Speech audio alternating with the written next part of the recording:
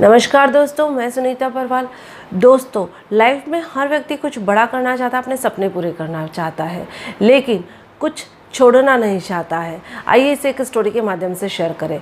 एक बार एक गांव से निकले गुरुजी और शिष्य दोनों घने जंगल में पहुंच गए। घने जंगल में पहुंचने के बाद शाम बहुत हो गई थी, उन्हें भूख लगने लगी। उन्हें एक घर दिखाई देता है। तभी गुरु और शिष्य उस घर में जाते हैं। उस घर का दरवाज़ा खटखटाते हैं और घर का दरवाज़ा जैसे ही खटखटाते हैं, घर के अंदर से एक फटे पुराने कपड़े पहना हुआ व्यक्ति निकल कर आता है। वह व्यक्ति और उसके साथ उसके 2 बच्चे निकल कर आते हैं। जैसे ही बाहर आते हैं, वो गुरु और शिष्य उनसे कहते कि हमें भूख लग रही है, यहाँ क्या हमें भोजन मिल सकता है? वह व्यक्ति हाँ करता है और उनको घर के अंदर लेकर जाता है, उन्हें भोजन कराता है। भोजन करते करते अचानक गुरुजी उस व्यक्ति से पूछते हैं कि तुम्हारे पास इतनी बड़ी ज़मीन पड़ी है, इसमें शायद तुमने फसल नहीं बोई है, इसका कुछ यूज़ नहीं है। तभी वह व्यक्ति बोलता है कि हाँ बिल्कुल सही है। गुरुजी कहते हैं कि फिर तुम्हारा गुजारा कैसे चलता है? तब वह व्यक्ति कहता है कि मेरे पास भैंस है, उस भैंस का जो दूध निकलता है उसको बेच के मैं जैसे तैसे अपना गुजारा चला लेता हूँ। गुरुजी कहते हैं ठीक है। रात बहुत हो जाती है। तभी वो व्यक्ति गुरुजी से कहता है कि ये बहुत घना जंगल है, आपको रास्ता समझ में नहीं आएगा तो आप यहीं रुक जाइए। गुरु और शिष्य उस व्यक्ति की बात मान लेते हैं और रात वहीं रुक जाते हैं। आधी रात होती है। तभी गुरुजी शिष्य को उठाते हैं और कहते हैं कि चलो अपने को अभी ही यहाँ से निकलना होगा। शिष्य उठता है और दोनों निकलने की तैयारी करते हैं और गुरुजी उससे कहते हैं कि हमें भैंस को भी लेकर जाना होगा। भैंस को लेकर जाते हैं और दोनों भैंस को कहीं दूर जाकर छोड़ देते हैं।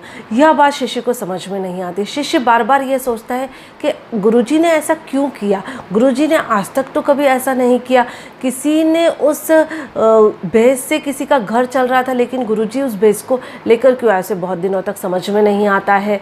अब गुरु और शिष्य दोनों अपनी जगह अपने आश्रम में चले जाते हैं और वहाँ पर जाकर शिष्य के दिमाग में यह बात बार बार चलती है और शिष्य कुछ समय बाद वापस उसी जगह पर जाता है जहाँ पर कि वह व्यक्ति रहता था। वह जाता है, वहाँ देखता है वह कि वहाँ जो खेत था वह पूरा फल फूल रहा था। तभी वह सोचता है कि शायद मैं गलत जगह आ गया। वह जैसे ही जाने लगता है तब वह उस व्यक्ति को देखता है और व्यक्ति उससे बात करता है कि तुम लोग पहले मेरे पास आए थे और यहाँ रात रुके थे। गुरु शिष्य बोलता है जी हाँ, मैं भी आप ही से मिलने आया था कि हम लोग आए थे और रात यहाँ पर रुके थे। और तभी वह व्यक्ति बोलता है कि आप रात यहाँ रुके और आप कब चले गए मुझे बिना बताए मुझे पता ही नहीं चला। और उसी दिन एक ख़ास बात और हुई कि मेरी भैंस भी चले गई। जब वह शिष्य यह बात सुनता है तब वह शिष्य कहता है कि फिर आपने अपना गुजारा कैसे किया?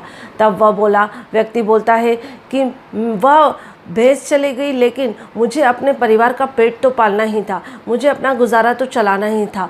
तो मैंने पहले जंगल में से लकड़ी काटता था और उस लकड़ियों को काट कर उसे बेचने चला जाता था। उससे जो पैसे इकट्ठे हुए उससे मैंने फसल लगाई और जो फसल आई उससे जो पैसा इकट्ठा हुआ उस पैसे का यूज़ मैंने फलों के बागानों को लगाने में किया और फलों के बागानों से बहुत अच्छा बिजनेस चला। आज यहाँ का सबसे बड़ा फलों का मैं व्यापारी बन गया।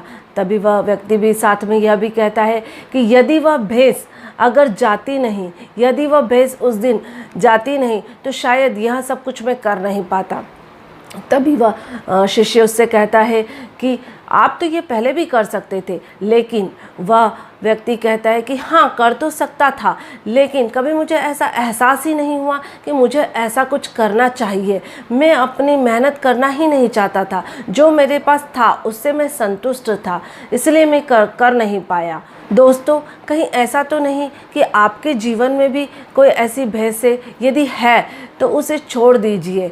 अब आप सोच रहे होंगे कि मैडम ये कहना तो बहुत आसान है, करना बहुत मुश्किल है। तो बिल्कुल सही बात है, कहना तो बहुत आसान है लेकिन करना मुश्किल है। तो दोस्तों, करना मुश्किल है लेकिन असंभव नहीं है। आज इतिहास गवाह है कि हर असंभव कार्य को लोगों ने संभव कर दिखाया। तो आप भी अपने कार्य को संभव कर सकते हैं। धन्यवाद दोस्तों।